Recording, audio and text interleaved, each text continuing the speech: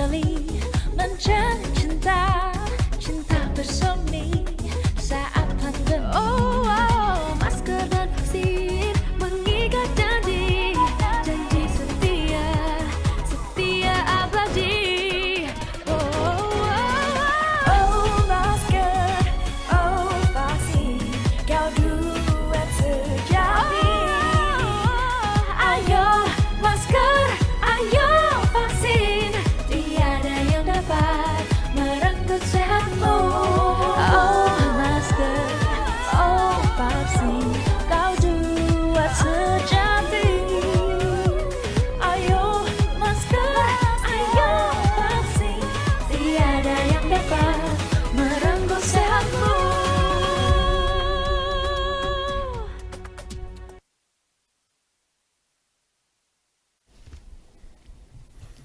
Assalamualaikum warahmatullahi wabarakatuh. Selamat sore, salam sejahtera untuk kita semuanya. Hari ini saya akan menyampaikan perkembangan penanganan COVID-19 di Indonesia terkini. Pertama, saya akan menyampaikan perkembangan kasus positif, aktif, kematian, dan positivity rate COVID-19 di Indonesia. Kemarin, tanggal 12 Juli 2022, untuk pertama kalinya kasus harian COVID-19 di Indonesia mencapai angka lebih dari 3.000 kasus, atau tepatnya 3.361 kasus dalam satu hari. Sebelumnya, meskipun terjadi kenaikan, kita berhasil mempertahankan di angka 2.000 kasus. Angka ini meningkat 6 kali lipat jika dibandingkan pada tepat 1 bulan yang lalu, yaitu 12 Juni, di mana kasus harian kita masih sebesar 551 kasus dalam satu hari. Kenaikan kasus positif ini tentunya mengakibatkan meningkatnya pula kasus aktif. Per kemarin, 12 Juli, kasus aktif menembus angka 20.000 kasus, di mana angka ini naik 4 kali lipat dari bulan lalu, yang hanya mencatatkan angka sekitar 4.000 kasus aktif. Adanya kenaikan kasus positif dan kasus aktif ini perlu kita waspadai karena artinya tingkat penularan di tengah masyarakat mulai kembali meningkat. Positivity rate mingguan juga mengalami kenaikan. Pekan kedua di bulan Juli, positivity rate mencapai 5,12%, di mana angka tersebut sudah melewati standar WHO yaitu 5%. Kabar baiknya, meskipun kasus positif, aktif, dan positivity rate meningkat, kasus kematian harian tidak mengalami kenaikan yang signifikan. Per kemarin, 12 Juli, jumlah kematian harian berjumlah 8 kematian. Meskipun tetap berada di bawah angka 10, namun 8 ini bukanlah sekedar angka, namun masing-masing adalah nyawa yang terbilang dan tidak bisa kita hiraukan begitu saja. Penting untuk melihat kenaikan kasus yang terjadi saat ini hingga tingkat provinsi untuk melihat besaran masalah di tiap-tiap daerah. Per 12 Juli, Jawa Bali menjadi penyumbang terbesar kasus positif harian, di mana sebesar 95,45% dari total kasus positif berasal dari Pulau Jawa Bali. Hal ini penting menjadi perhatian, sebab ini menandakan bahwa penularan masih terpusat di Pulau Jawa Bali, di mana pergerakan aktivitas masyarakat terjadi paling banyak dan besar. Perlu saya ingatkan bahwa kegiatan masyarakat sudah mulai dilakukan dalam jumlah besar. Naik atau turunnya kasus, setiap individu masyarakat tetap harus bertanggung jawab untuk menerapkan pola hidup bersih dan sehat atau PHBS, tetap menggunakan masker dengan disiplin dan rajin mencuci tangan. Mohon jadikan perilaku ini sebagai kebiasaan yang sudah tidak dapat dipisahkan dari kehidupan sehari-hari, sebagai upaya memastikan kita semua tetap dalam kondisi yang sehat. Selanjutnya, yang penting untuk dilakukan juga adalah vaksin booster. Sayangnya, perkembangan vaksin booster cenderung stagnan, dengan cakupan tertinggi berasal dari Bali mencapai 58%, disusul Provinsi DKI Jakarta, Kepulauan Riau, Daerah Istimewa Yogyakarta, Jawa Barat, Kalimantan Timur, namun belum mencapai 50%. Bahkan 28 dari 34 provinsi di Indonesia cakupannya masih di bawah 30%.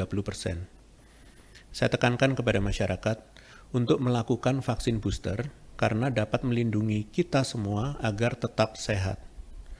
Selanjutnya, saya hendak menyampaikan cara terbaik berperilaku sesuai kondisi yang telah saya sampaikan sebelumnya.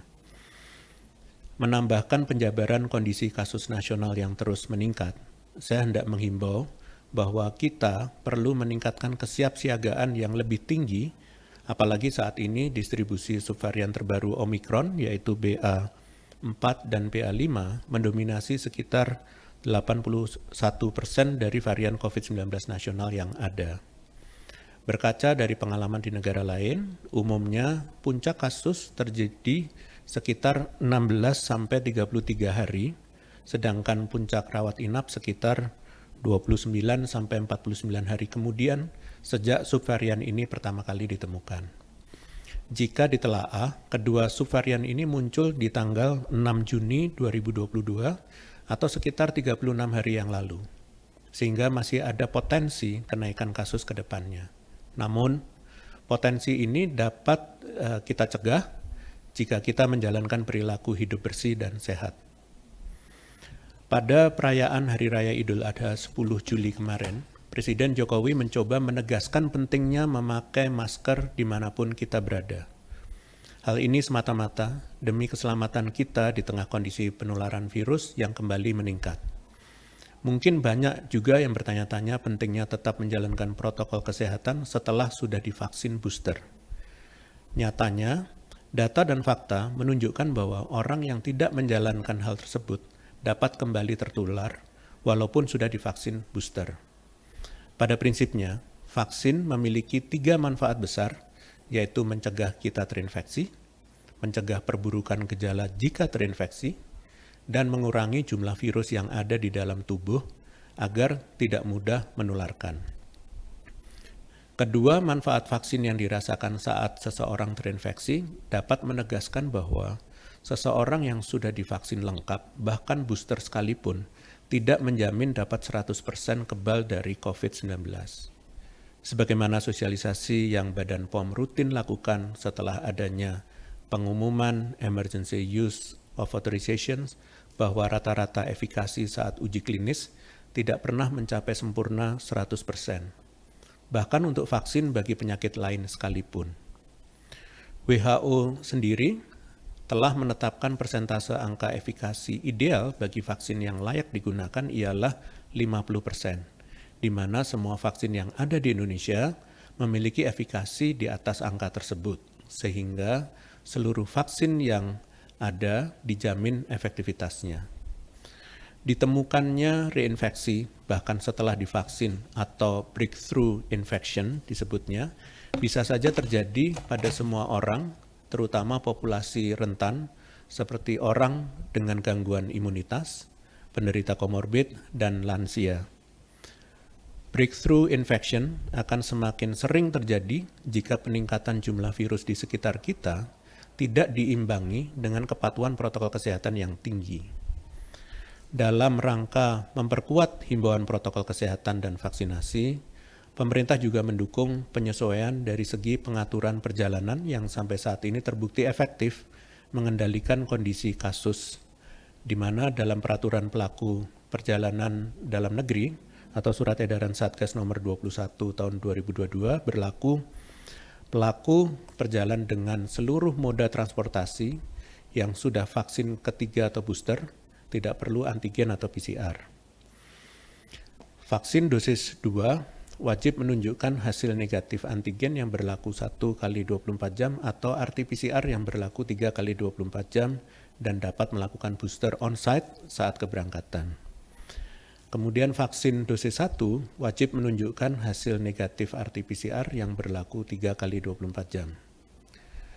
Belum atau tidak bisa vaksinasi karena kondisi kesehatan khusus, maka wajib menunjukkan hasil negatif RT-PCR yang berlaku 3 kali 24 jam, ditambah dengan surat keterangan dokter dari rumah sakit pemerintah.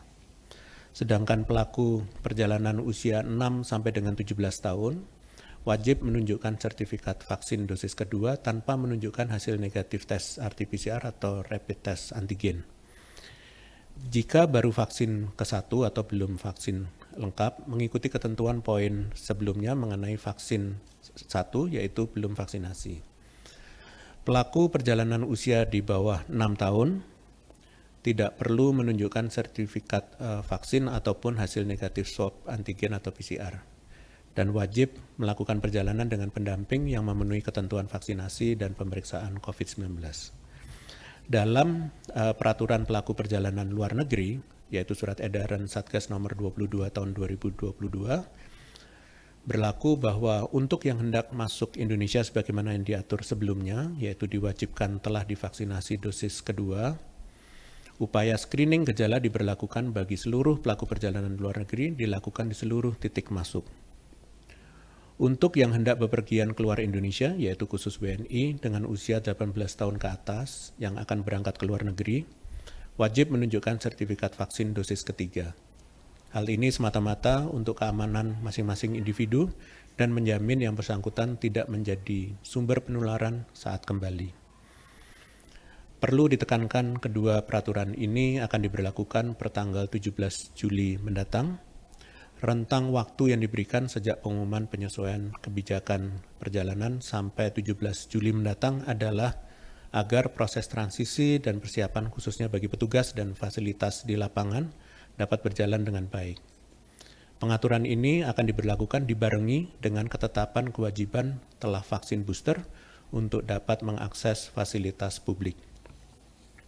Segera datangi sentra vaksinasi terdekat untuk booster. Anda dapat mencari informasi lokasi sentra vaksinasi terdekat dengan memanfaatkan teknologi internet seperti Google Maps atau mendatangi fasilitas kesehatan milik pemerintah seperti rumah sakit dan puskesmas, maupun pada beberapa rumah sakit swasta dan fasilitas publik. Kembali saya ingatkan bahwa untuk dapat tetap aman, disiplin menggunakan masker, percepatan vaksinasi khususnya booster, selalu waspada tanpa rasa panik. Semoga pengalaman selama lebih dari 2,5 tahun ini dapat membiasakan diri kita menghadapi berbagai kondisi di masa pandemi COVID-19. Sebagai penutup, saya akan menyampaikan update penanganan COVID-19 lainnya. Pada tanggal 5 Juli yang lalu, pemerintah resmi memperpanjang PPKM leveling untuk wilayah non-Jawa Bali dan Jawa Bali melalui instruksi Mendagri nomor 34 dan nomor 35 tahun 2022.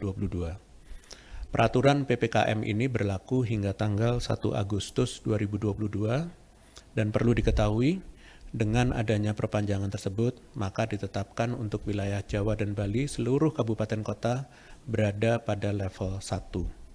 Sedangkan untuk wilayah luar Jawa dan Bali hanya Kabupaten Sorong yang berada di PPKM level 2. Berdasarkan hasil tersebut, diharapkan kepada masyarakat untuk terlibat aktif dalam kegiatan sosial dan ekonomi, namun tidak mengendorkan budaya kedisiplinan protokol kesehatan yang telah kita jaga sampai dengan saat ini.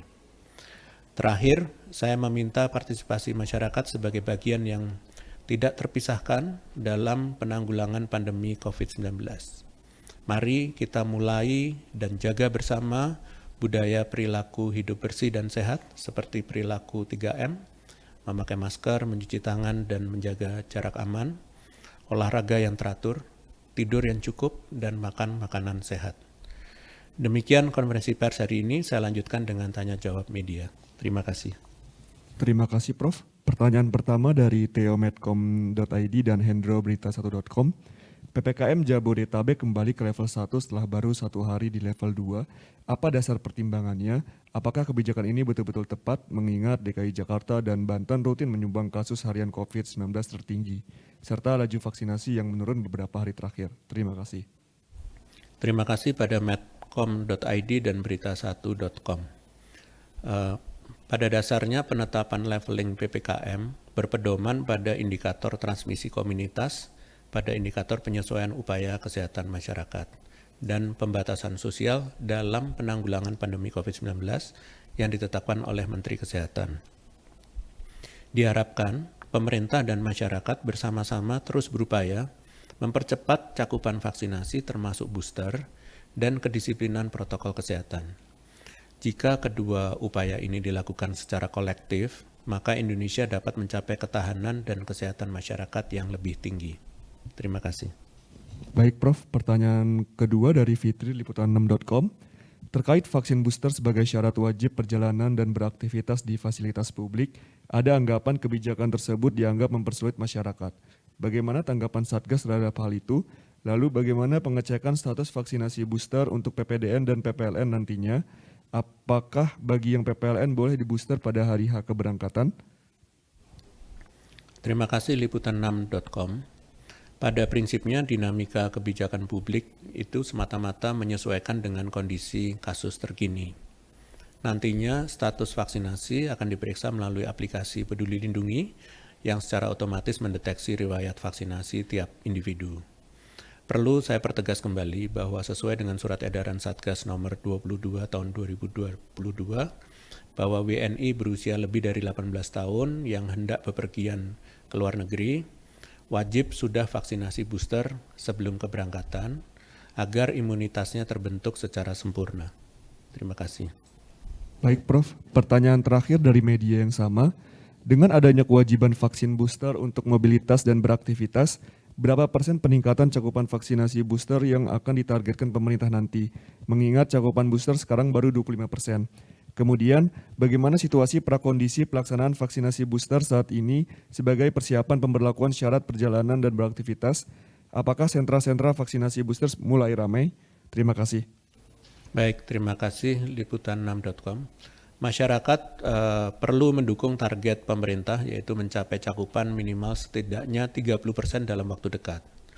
Beberapa daerah telah berhasil mencapai cakupan vaksinasi booster di atas persentase nasional, seperti Provinsi DKI Jakarta 49,76%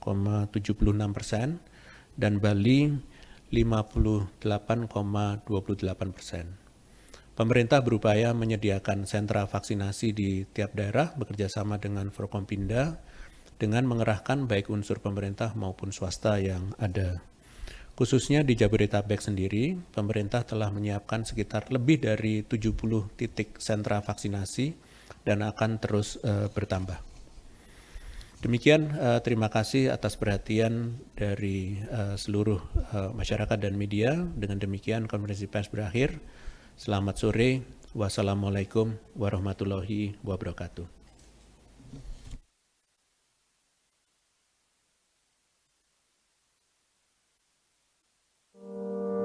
Pandemi hanya akan pergi bila kita saling peduli. Sebab bila tidak, gelombang baru datang dan pergi. Berani mengingatkan orang lain untuk lindungi diri, saling jaga, mau menerima dan rela memberi. Kencangkan lagi maskermu. Kurangi mobilitas dan hanya untuk yang perlu. Rutin olahraga dan vaksinasi lengkap demi imunitasmu.